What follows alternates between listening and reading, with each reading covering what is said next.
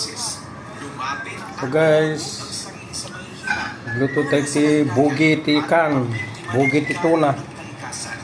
Ayan, bugi, ilog tikan.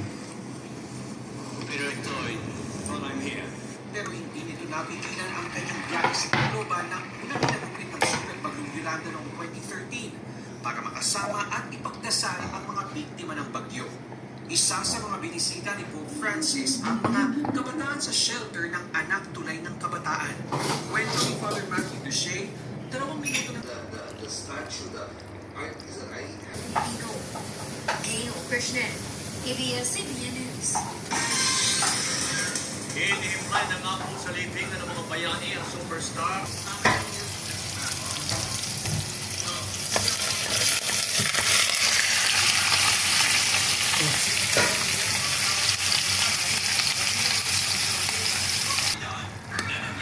Ano guys,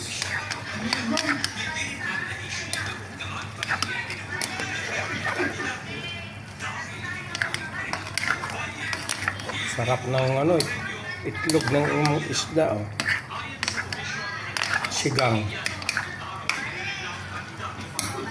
Lagyan natin ng lemon para masarap yan. Ayan guys, luto na ang ating bugi. Bugi. Ayan, thank you guys.